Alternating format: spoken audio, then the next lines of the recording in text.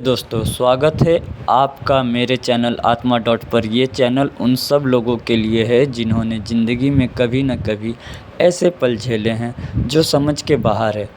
आपने भी अगर कभी कोई पैरानॉर्मल या अजीब एक्सपीरियंस महसूस किया हो जो सच है, और जो गलती अब आपने की वो दुनिया में कोई ना करे, अपनी कहानी से लोगों को इन सब से बचाने के लिए सतर्क करना चाहते हैं, तो आप अपनी आवाज़ में उस कहानी को रिकॉर्ड करके भेज सकते हैं मेरे इंस्टाग्राम चैनल आत्मा डॉट पर। डिस्क्रिप्शन में उसका लिंक है। मैं अपने आवाज़ में उसे नरेट करूँगा। हो सकता है आपकी कहानी किसी और को गलती करने से बचा ले। और अगर आप भी उन लोगों में हैं जो सच्चाई से बनी हॉरर कहानियों को महसूस करना चाहते हैं, तो चैनल को सब्सक्राइब ज़रूर कीजिए। मुझे किसी ने सुनाई थी बहुत पहले, इतनी डरावनी कि मैं कई रातों तक सो नहीं पाया। कहते हैं राजस्थान का एक गांव है कुलधारा, वीरान, उजड़ा हुआ, लेकिन आज भी वहाँ हवाओं में कोई अजीब सी सरसराहट है, जैसे दीवारें फुसफुसा रही हों, जैसे कोई देख रहा हो। ये वही कहानी है जो मैंने पहली बार उस बुजुर्ग से सुनी थी जो जैसलमेर के एक पुराने होटल में चौकीदारी करता था। मैं वहाँ रिसर्च के लिए गया था, पैरानॉर्मल डॉक्यूमेंट्री बना रहा था, लेकिन जो मैंने सुना और फिर जो मैंने खुद देखा, उसके बाद मेरी ज़िंदगी वैसी नहीं रही। मैंने कुलधारा गांव के बारे में बहुत सुना था कि 1825 में पूरा गांव एक ही रात में खाली हो गया। कोई नहीं जानता क्यों, कोई नहीं जानता कैसे, लेकिन लोगों का मानना है कि वहाँ आज भी वे रहते हैं जो मरे नहीं, सिर्फ कहीं अटके हुए हैं। मैंने अपनी टीम से कहा, हमें कुलधारा की रात रिकॉर्ड करनी है। जो भी हो, जो भी दिखे, सब कैमरे में आए। लेकिन शायद ये एक गलती थी। इस कहानी में जितने भी पात्रों के नाम लिए जाएंगे, वो सब के नाम बदले हुए हैं। 2 नवंबर 2023 रात 8:17 पर हम 5 लोग थे। मैं, ऋषभ, मेरी गर्लफ्रेंड नैनिका, दोस्त करण, प्रतीक और आर्या। हमने जैसलमेर से जीप ली और कुलधारा के पास तक पहुँचे। आगे का रास्ता कच्चा था, अंधेरा बहुत ज़्यादा था। जैसे ही हमारी जीप गांव के अंदर दाखिल हुई, मोबाइल नेटवर्क चला गया और तभी हम सब ने एक ही चीज़ देखी। दूर किसी टूटी हवेली की खिड़की में एक औरत खड़ी थी, बिना हिले, बिना पलक झपकाए, सफ़ेद लिबास में। तूने देखा? तूने देखा? करण बोला। हाँ, लेकिन वो कौन थी? कोई जवाब नहीं मिला। हवाओं में सन्नाटा घुल गया। रात 9:32 पे हमने गांव के बीचों बीच अपने कैमरे सेट किए। चारों तरफ खंडहर थे। ये कहानी मुझे किसी ने सुनाई थी, एक बुजुर्ग ने जो कभी कुलधारा के करीब था। कहा जाता है कि वहाँ आज भी कोई छाया घूमती है जिसे देख लोग भाग जाते हैं। मैंने सोचा क्यों न खुद जाकर देखूं वो जगह जो भूतों की कहानियों में घिरी हुई है।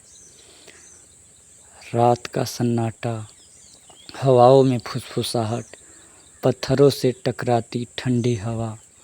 हम 5 दोस्त थे, ऋषभ, नैनिका, करण, प्रतीक और मैं, आर्या। हम कुलधारा के उस वीरान गांव की तरफ बढ़ रहे थे। जहाँ पर दीवार पर मौत का साया दिखता था।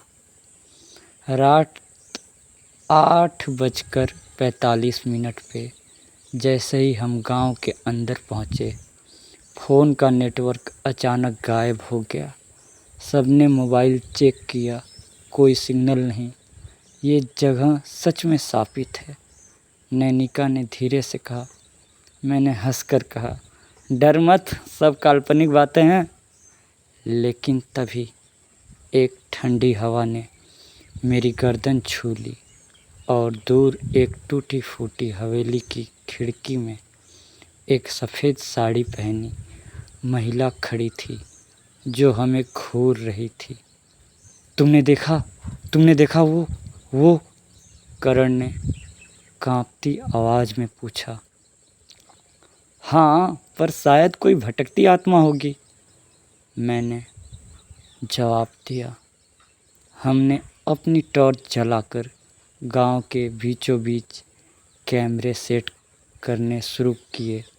रात 9 बजे सब कुछ सामान्य लग रहा था, लेकिन मेरे दिल की धड़कन तेज हो रही थी। तभी दूर से अचानक किसी ने धीमी आवाज़ में किसी का रोना सुना। कौन कौन रो रहा है? इतनी देर से कौन रो रहा है? प्रतीक ने पूछा। हम सब ने सुनने की कोशिश की, लेकिन आवाज़ कहीं से भी नहीं आ रही थी, एकदम बेतरतीब। रात बढ़ती गई। हमने कैमरे ऑन रखे और अपने अपने मोबाइल लाइट्स से आसपास देखा। कुछ तो है यहाँ, कुछ जो हमारी आँखों से छुपा है, मैंने फुसफुसा कर कहा। रात 11 बजे अचानक करण चिल्लाया, देखो देखो, वो महिला फिर से दिखी। हमने उसकी ओर देखा, उसी खिड़की में, पर अब वो धीरे धीरे नीचे उतर रही थी। उसकी आंखें लाल हो रही थी और उसका चेहरा बदल रहा था। हम सब डर से जड़ हो गए, कँपकँपाने लगे। भागो भागो भागो भागो भागो भागो, नैनिका चिल्ला कर बोली। हम भागे, पर रास्ता जैसे ख़त्म हो गया हो। हर तरफ से अंधेरा घिर चुका था। फिर अचानक मेरी पीठ पर किसी ने ठंडा हाथ रखा। वो आवाज़ फिर से आई, यहाँ से मत जाओ। हमने देखा उस महिला का चेहरा अब एक भयानक शापित आत्मा का था। उसने कहा, मैं कुलधारा की आखिरी निवासी हूँ और तुम्हें यहाँ फंसा दूँगी। हम दौड़ पड़े, लेकिन वो हर मोड़ पर हमारे सामने आ जाती। रात के 12 बजे तक हम अपने कैमरे की रिकॉर्डिंग में देख रहे थे कि कैसे उस आत्मा की छाया हमारे साथ खेल रही थी। रात के 12 बज चुके थे।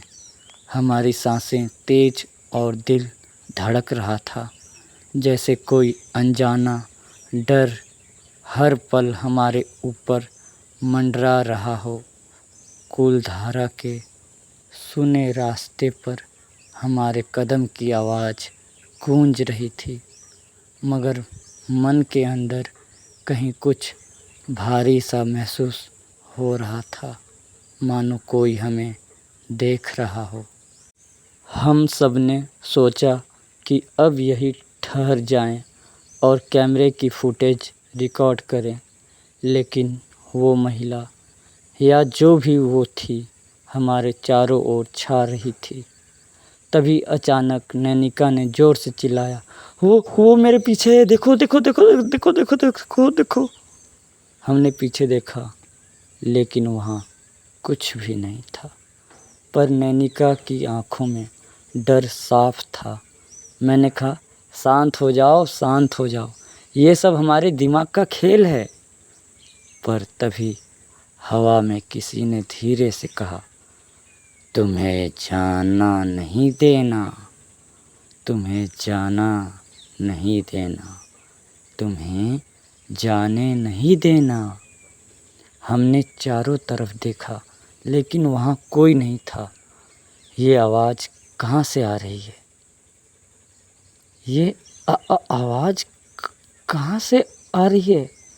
गरुड़ ने कांपती आवाज़ में पूछा। तभी हमारी ज़मीन हिलने लगी, मानो कोई नीचे से खड़ा हो।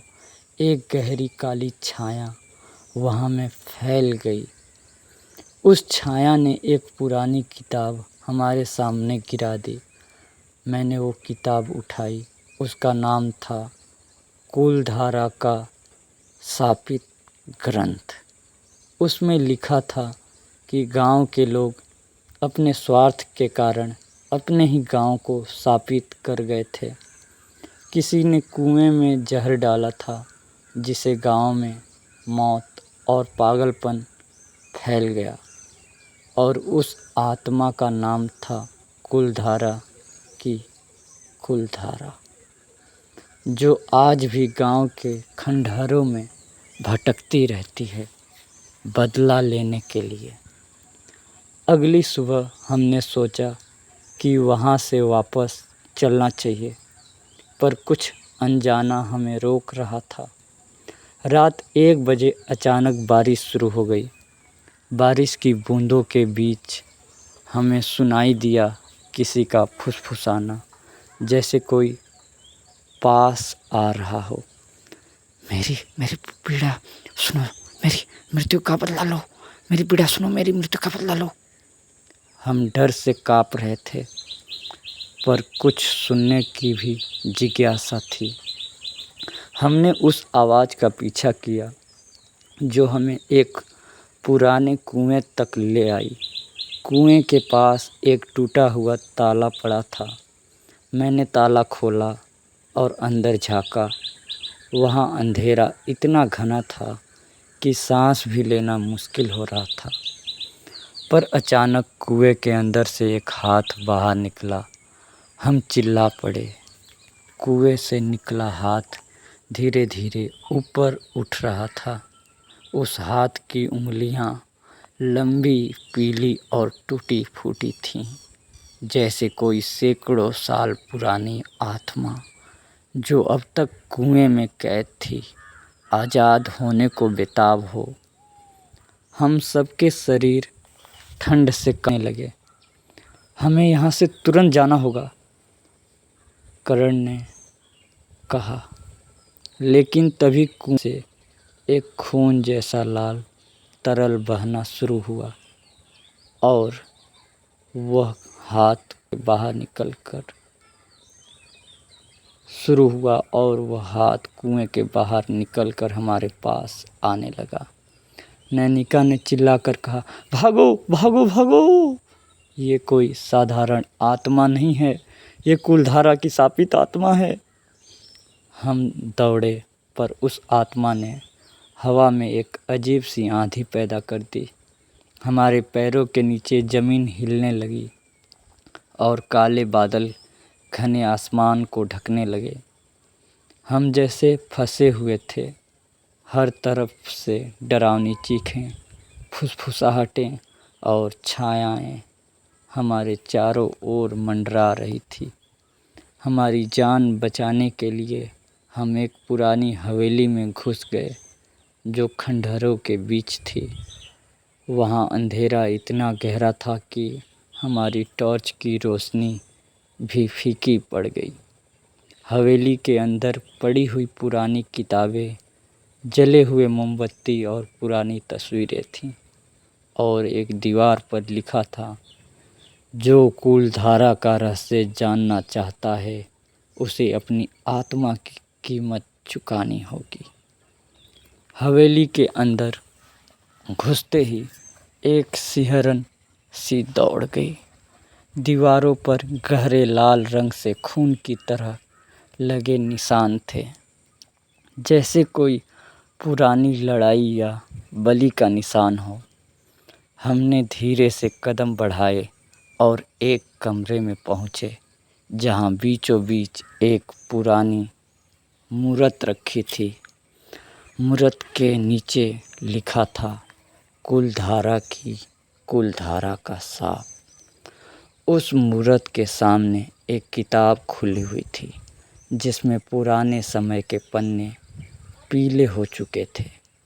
मैंने किताब खोली तो पन्ने पर लिखा था, यह आत्मा तब बनी जब कुलधारा के लोगों ने अपने स्वार्थ के लिए अपने ही गांव को दुष्ट शक्तियों के हवाले कर दिए। किसी ने कुएं में जहर डाला जिसे गांव के लोग धीरे धीरे मरने लगे। जो जीवित बचे उन्होंने काले जादू का सहारा लिया, पर वे खुद शापित हो गए। कुलधारा की कुलधारा, जो उस जहर पी चुकी युवती थी, अभी बदला लेने की आँख लिए भटकती है। तभी हवेली की छत से अचानक जोरदार आवाज़ आई। हमने देखा कि बाहर बारिश और तूफान ने उस जगह को पूरी तरह घेर रखा था। बिजली चमकी और मूरत की आंखें लाल चमकने लगी। हवेली के दरवाजे खुद ब खुद बंद हो गए। हम फंसे हुए थे और तभी एक गहरी आवाज़ गूंज उठी, तुमने मेरा रहस्य खोज लिया, अब तुम्हें मेरी पीड़ा सहनी होगी। हवेली के अंधेरे में एक काली परछाई धीरे धीरे हमारे पास आने लगी। उसका चेहरा धुंधला था, लेकिन उसकी आँखों में आग जल रही थी।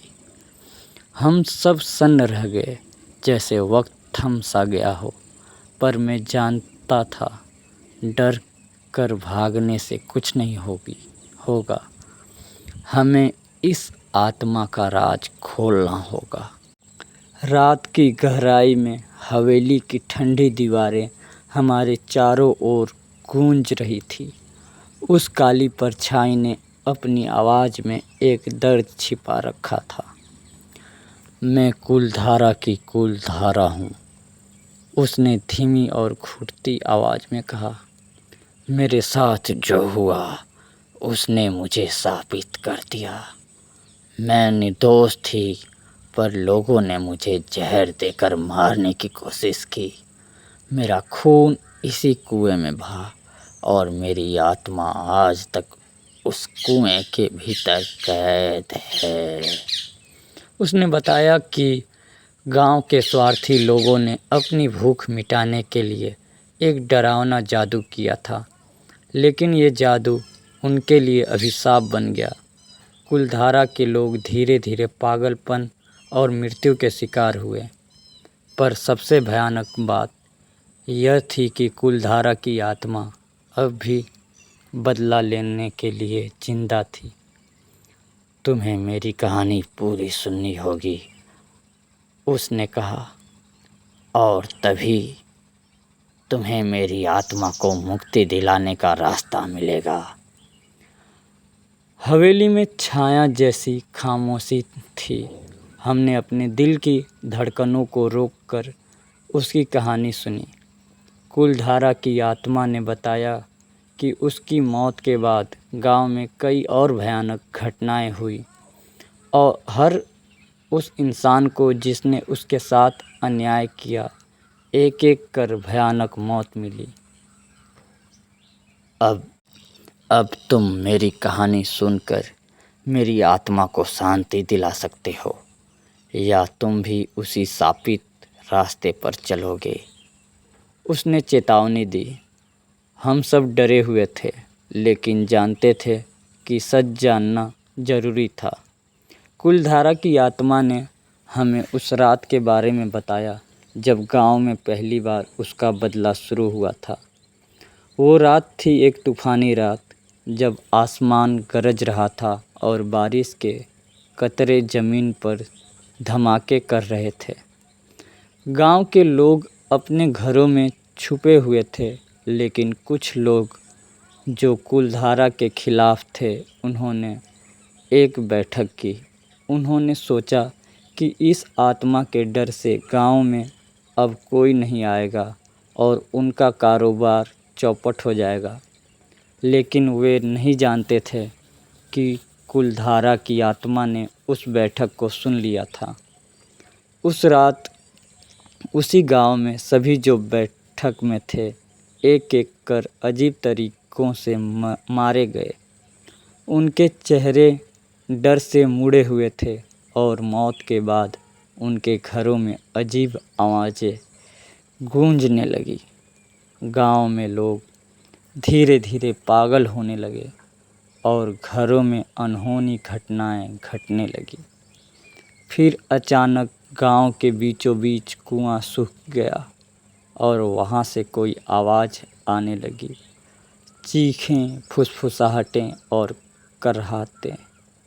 कुलधारा की आत्मा अब पूरे गांव पर राज कर रही थी। हमारे सामने कहानी खुल रही थी, लेकिन साथ ही डर भी बढ़ रहा था। हवेली की दीवारें जैसे हमसे बातें कर रही थी और छत पर कबूतरों की आवाज़ भी हमें डराने लगी। तभी एक झलक दिखाई दी उस काली परछाई की, जो धीरे धीरे हमारे करीब आ रही थी। उसकी आग जैसी आँखों में अब केवल बदला नहीं बल्कि गहरी उदासी भी थी। तुम्हें मेरी मुक्ति के लिए उस कुएं के नीचे दफन किए गए पुराने पवित्र ग्रंथ को ढूंढना होगा, उसने कहा। वो ग्रंथ ही मेरी आत्मा को शांति दे सकता है। हमने हिम्मत जुटाई और उस ग्रंथ की तलाश में कुएं के अंदर उतरने का फैसला किया। हवेली के अंधेरे कक्ष से निकलकर हम सभी कुएं के पास पहुँचे। कुआं अब पहले से भी अधिक भयानक लग रहा था, मानो वह हमारे कदमों का इंतज़ार कर रहा हो। हवा में एक ठंडक थी जो हड्डियों तक घुस रही थी। कुआं के नीचे उतरने के लिए एक पुरानी सीढ़ी थी जो जर्जर और टूट चुकी थी। मैंने गहरी सांस ली और टॉर्च की रोशनी को कुएं के भीतर चमकाया। नीचे की ओर उतरते हुए हर कदम पर हमारे दिलों की धड़कन तेज होती जा रही थी। नीचे पहुंचकर हमें एक पुरानी तिजोरी मिली जिस पर अजीब किस्म के चिन्ह बने थे। उस तिजोरी में वही पवित्र ग्रंथ रखा था जो कुलधारा की आत्मा ने बताया था। जब मैंने ग्रंथ खोला तो उसमें संस्कृत और स्थानीय भाषा में प्राचीन मंत्र और औषधि के नुस्खे लिखे थे। इसी ग्रंथ में छुपा था कुलधारा की आत्मा को शांति देने का राज। लेकिन तभी हवेली के बाहर अचानक एक जोरदार चीख गूंजी, जैसे कोई प्रेत हमारे पास आने वाला हो। हमने तुरंत ग्रंथ लेकर वापसी की ओर कदम बढ़ाए, लेकिन कुएं के बाहर का रास्ता अचानक गायब हो गया था। हम फंस गए थे और अब उस आत्मा की परछाई हमारे पीछे पीछे आ रही थी। उसकी चीखें और फुसफुसाहटें हमारे कानों में घुस रही थी। अगर तुम इस ग्रंथ को हवेली तक ले जाकर उसका जाप कर लोगे तो मेरी आत्मा को मुक्ति मिलेगी।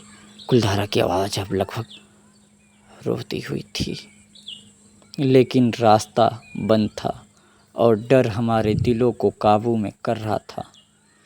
हवा में घनी ठंडक फैल रही थी। हवेली की दीवारें जैसे जीवित हो उठी।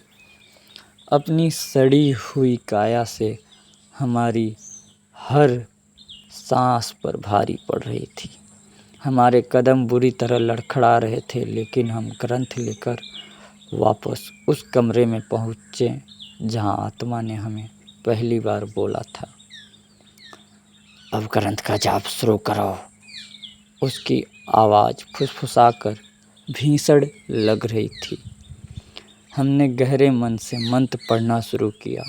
जैसे जैसे मंत्रों की गूंज हवेली में फैल रही थी, वहाँ की हवा भारी होती जा रही थी।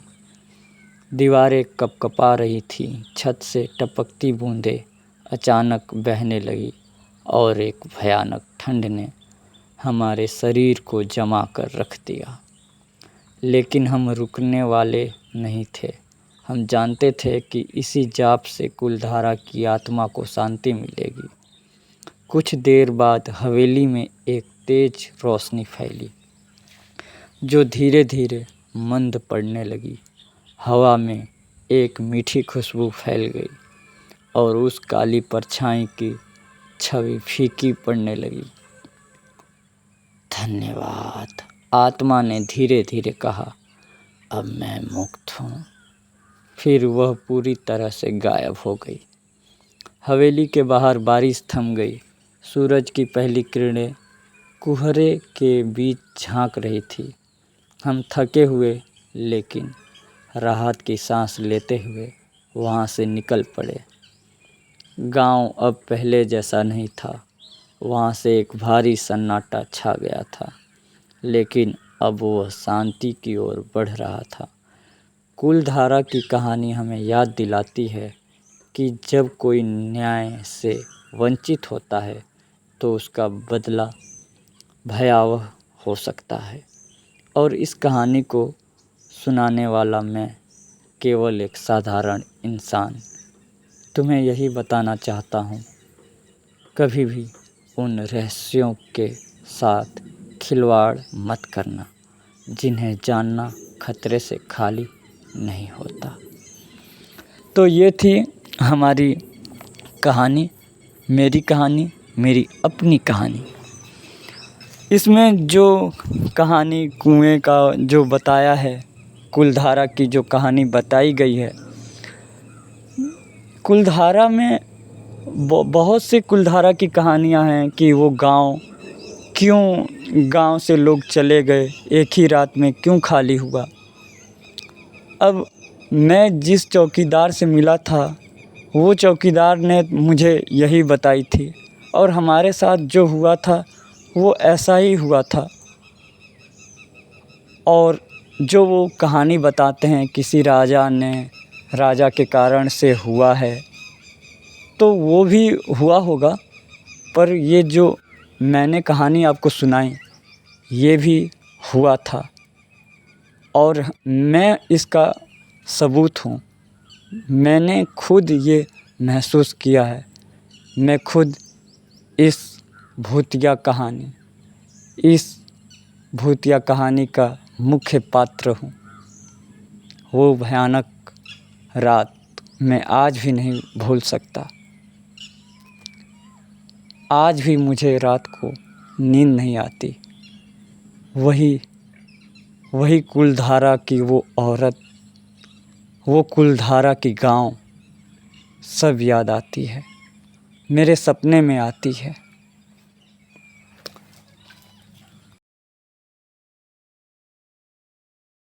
वीडियो पसंद आया तो लाइक, शेयर एंड सब्सक्राइब करें और हमको अपना सपोर्ट और प्यार ऐसे ही देते रहे।